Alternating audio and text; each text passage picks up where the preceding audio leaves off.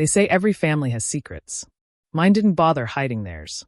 They wore them like badges, justifications for betrayal, excuses for exploitation. What they didn't count on, what no one ever expects from the quiet one, is that one day, I would wake up. It all started at a family brunch. Dad held up his mimosa and toasted. To family unity. Everyone laughed. My brother Alex beamed. My mother wiped a tear from her eye. Unity. Sure. If by unity you mean announcing, right in front of me, that they'd use Grandpa's inheritance to clear Alex's $82,000 credit card debt. That same inheritance they told me we'd split equally. I didn't argue. I didn't flinch. In my family, silence is often mistaken for agreement. And sometimes that's useful. Alex leaned in, grinning. You probably don't have much left to give, huh? He whispered. I stirred my cold coffee. If you say so, I replied. He didn't know. 11 weeks earlier, I'd opened a trust fund in another state, in my name alone. Quiet. Careful. Locked. They couldn't touch it. Grandpa wanted the money split equally. He told me so himself 2 months before he passed, a handshake, a nod, a look that said, I trust you. But my parents and Alex had their own interpretation of fairness. After Grandpa passed, there were no updates. Just a text from Mom. We'll handle the estate. Don't worry about it. I should have worried.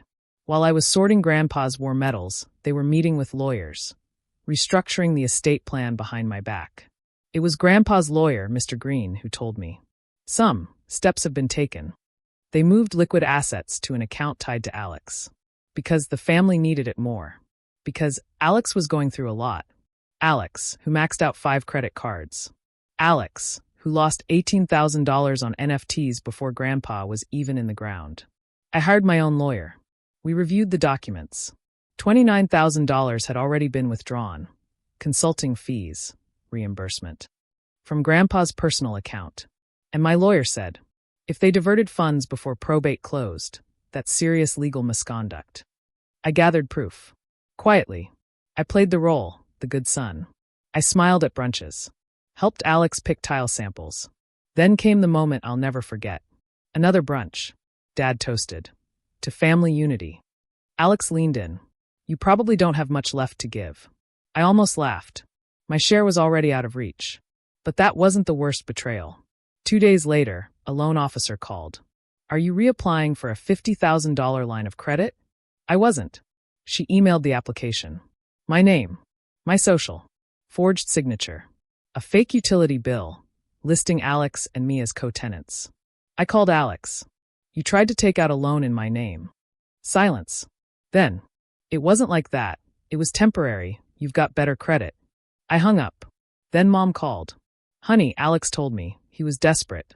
No. They knew. They enabled it. That was the last thread. 3 weeks later, at a family dinner, I waited until dessert. This chocolate tart almost makes up for the serious misconduct you committed, I said. Forks clattered. I slid a folder onto the table. The forged loan application. The fraud report. The estate judge's confirmation. Their actions were unlawful. I looked at them. I could go to the police. Wire fraud. Identity theft. Misuse of estate funds.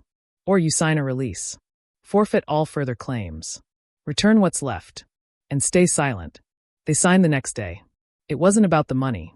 3 months later, I quit my job. Quietly. I booked a flight. Not to Bali.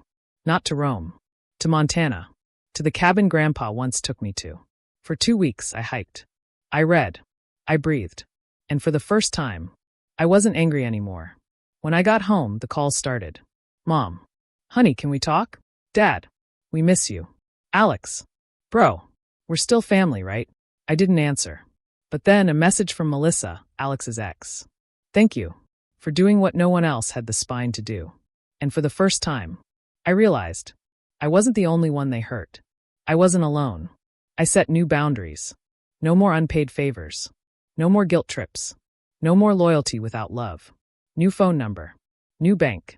New therapist. I bought the Montana cabin. Paid in full. In cash. Quiet. Safe. Mine. Weeks later, I got a package. Grandpa's old pocket watch. No note. I knew it was from Dad. An apology without words. I didn't respond.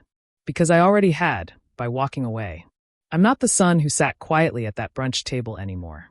I'm the man who said no. And for the first time, that's enough. Because here's the truth. The final betrayal wasn't the forged loan. Wasn't the stolen inheritance.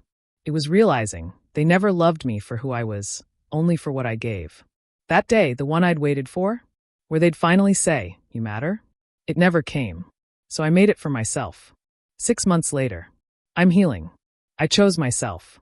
And I'll never stop choosing me.